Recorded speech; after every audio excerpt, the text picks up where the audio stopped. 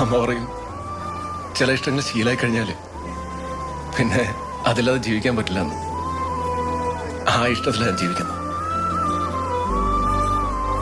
എനിക്ക് നിന്നെ ഇഷ്ടമാണ് ഷെറിനെ. അത് നീ ഒന്ന് അറിഞ്ഞാൽ മതി. എനിക്ക് അത് മാത്രം മതി.